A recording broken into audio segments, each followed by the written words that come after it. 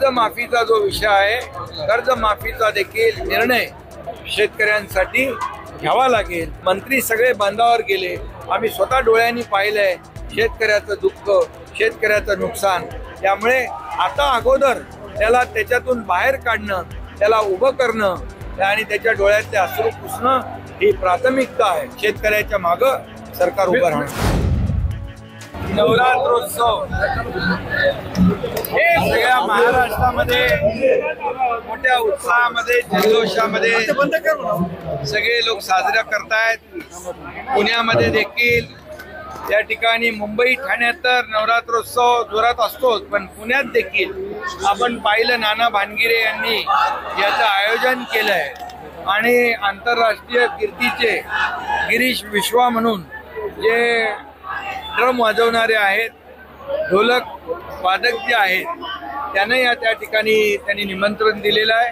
आणि पुण्यात देखील गरबा आणि दांडिया मोठ्या उत्साहामध्ये साजरा होताना आपण पाहतो। ही आपली संस्कृती आहे, ही आपली परंपरा आहे। जसं गोविंदा झाला, गणपती झाले, आता नवरात्रोत्सव आहे, पुढे दसरा, दिवाळी आहे। तर म्हणजे संस्कृती, सण, उत्सव, परंपरा वाढवण्याचं, जोपासण्याचं महाराष्ट्र सगळ्यात आघाडीवर आहे। आणि महाराष्ट्रातली जनता जी आहे ते असे सण उत्सव साजरा करण्यामध्ये खूप देशामध्ये आघाडीवर असल्यामुळे मला वाटतं महाराष्ट्र हे संस्कृती आणि सणांचं माहेरघर आहे।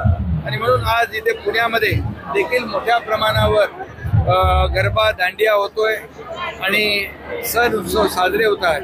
याबद्दल मी नाना भानगिरे, त्यांचे सर्व सहकारी यांचं मनापासून अभिनंदन करतो आणि सर्व देवी भक्तांचं देखील मनापासून स्वागत करतो। सर, आज मुख्यमंत्री पंतप्रधानांची भेट घेतलेली आहे, राज्याची काही आपत्ती आलेली आहे, काय साधारणतः मागणी केलेली आहे, किती साधारणतः केंद्र सरकारकडून अपेक्षित आहे? खरं म्हणजे काल पण गृहमंत्री अमित शाह साहेबांना मुख्यमंत्री महोदयांनी आणि मी निवेदन दिलं की आपल्याला या आपत्तीमध्ये, संकटामध्ये शेतकरी सापडले, त्यांना मदत केली पाहिजे। आणि आज मुख्यमंत्री स्वतः देशाचे आदरणीय लोकप्रिय प्रधानमंत्री नरेंद्र मोदी साहेबांना निवेदन महाराष्ट्राच्या वतीने दिलंय की या शेतकऱ्यांच्या, बळीराजाच्या पाठीशी उभं राहिलं पाहिजे। बळीराजाच्या डोळ्यामध्ये आता अश्रू आहे आणि ते पुसण्याचं काम सरकारने करणं आमची जबाबदारी आहे। राज्य सरकार तर पूर्ण मदत करणार त्यांना, या मदतीमध्ये कुठेही हात आकडता घेणार नाही। थोड्या अटी शर्ती ज्या आहेत थोड्या बाजूला ठेवायला लागल्या तरी त्या ठेवल्या जातील, अटी शर्ती शिथिल केल्या जातील, परंतु शेतकऱ्याचे झालेलं प्रचंड नुकसान जे आहे, त्या नुकसान झाले त्यामुळे शेतकऱ्यांच्या मागे राज्य सरकार उभं राहील।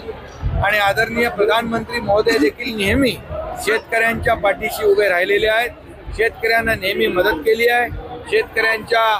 शेतकरी सन्मान योजना या ठिकाणी मोदी साहेबांनी सुरू केली आणि दर वर्षाला 6,000 रुपये शेतकऱ्यांना कायमस्वरूपी देण्याचा निर्णय घेतला। तसाच निर्णय राज्य सरकारने देखील नमो शेतकरी सन्मान योजना करून घेतला।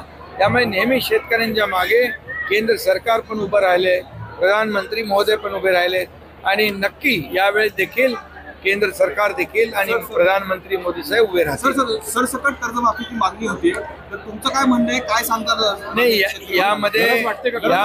यामध्ये संकट एवढं मोठं आहे की अशा वेळेस शेतकऱ्यांना जेवढी मदत करता येईल तेवढी कमी आहे।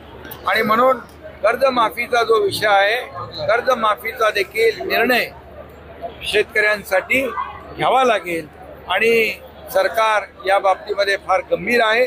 मुख्यमंत्री महोदय, मी स्वतः, अजितदादा, आम्ही सगळेजण बांधावर गेलो, मंत्री सगळे बांधावर गेले, आम्ही स्वतः डोळ्यांनी पाहिलंय शेतकऱ्याचं दुःख, शेतकऱ्याचं नुकसान। त्यामुळे आता अगोदर त्याला त्याच्यातून बाहेर काढणं, त्याला उभं करणं आणि त्याच्या डोळ्यातले अश्रू पुसणं ही प्राथमिकता आहे। आणि म्हणून याला प्राथमिकता आम्ही देणार आणि कर्जमाफीचा जो विषय आहे तोही निर्णय सरकार नक्की घेणार आणि शेतकऱ्याच्या मागं सरकार उभं राहणार। राज्य सरकारने एक GR काढलेला आहे, त्या GR मध्ये मोठी चूक केलेली आहे। आपला बाळासाहेब ठाकरे आपला दवाखाना संदर्भातला तो PR आहे ज्यामध्ये बाळासाहेबांचं नाव बाळासाहेब ठाकरे अशा पद्धतीने बाळासाहेब ठाकरे असं कशामध्ये राज्य आरोग्य विभागात नवीन आलाय? हो GR काढलंय अरे तो तर GR जुना आहे ना, जुना जे बाळासाहेब ठाकरे आपला दवाखाना त्याच्या साहित्य खरेदी संदर्भातला मुख्यमंत्री मी असताना तो निर्णय घेतलेला आहे आणि बाळासाहेब आहेत, ते बाळासाहेबच राहणार, हिंदू हृदय सम्राटच राहणार. त्यामुळे काही तांत्रिक काही चूक असेल, त्रुटी असेल ती दूर केली.